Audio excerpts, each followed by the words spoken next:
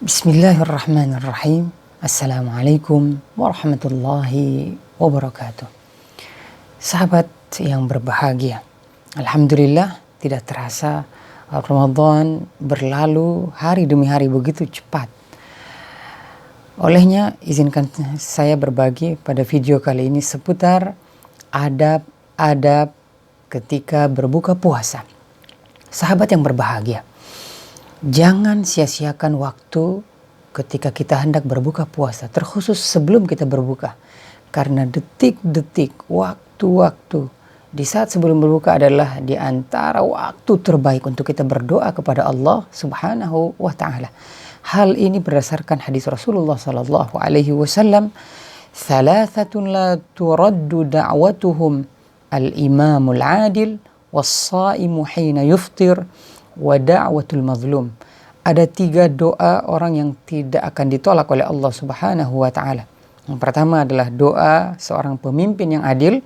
Yang kedua adalah doa orang yang berpuasa ketika dia hendak berbuka puasa.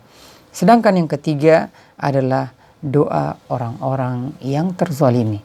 Hadis ini diriwayatkan oleh Imam At-Tirmidzi dan Imam Ibnu Majah. Berdoa dengan doa apa saja yang kita inginkan. Jika kita menghafalkan doa-doa yang berbahasa Arab, alhamdulillah. Jika tidak, maka angkatlah kedua tangan kita, memohon istighfar, memohon ampun kepada Allah, atau berdoalah kepada Allah dengan doa-doa pilihan sekehendak yang kita inginkan. Berikutnya, adab-adab ketika kita hendak berbuka puasa. Ada beberapa adab-adab yang perlu kita perhatikan, sahabat yang berbahagia. Yang pertama adalah menyegerakan berbuka puasa. Artinya ketika azan telah dikumandangkan atau ketika kita telah mengetahui bahwa telah tiba waktu untuk berbuka, maka segeralah berbuka. Jangan ditunda-tunda.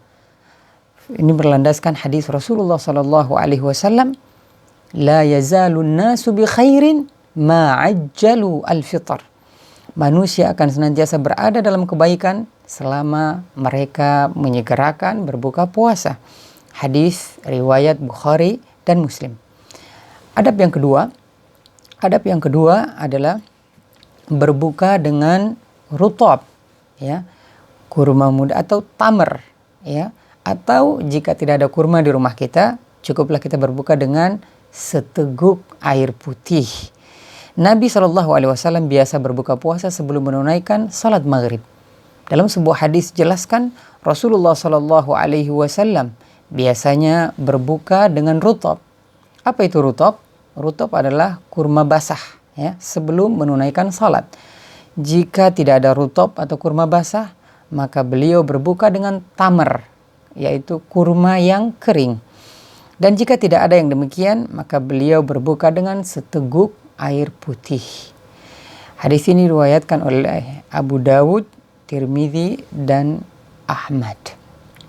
Adab yang ketiga ketika kita berbuka puasa adalah sebelum makan berbuka ucapkanlah bismillah agar bertambah berkah dari apa yang hendak kita makan.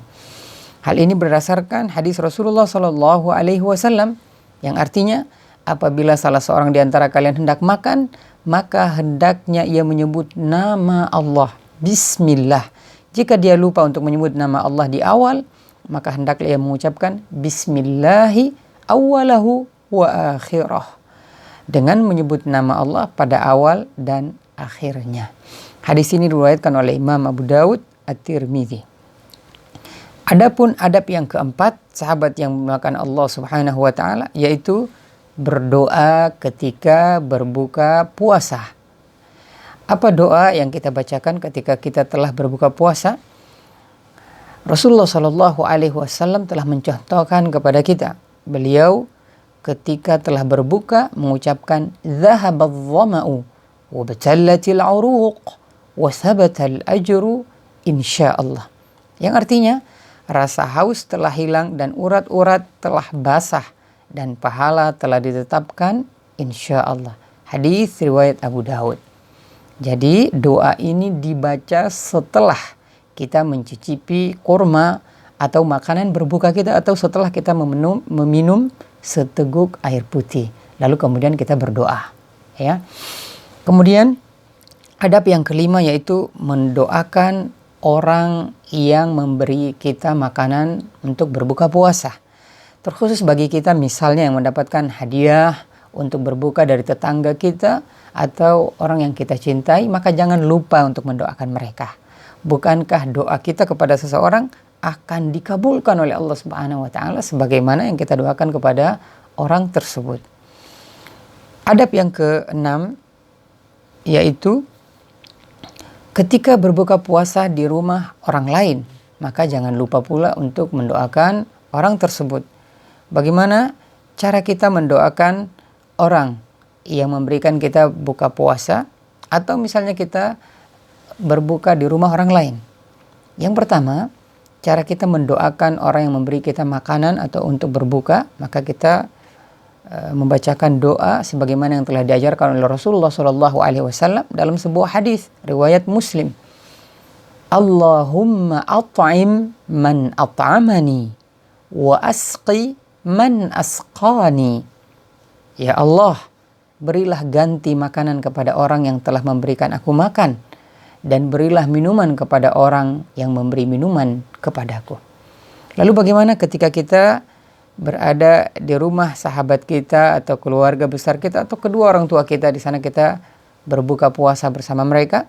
Maka hendaklah kita berdoa mengucapkan aftaru indakumus shaimun wa akala ta'amakumul abrar wa sallat alaikumul malaikah.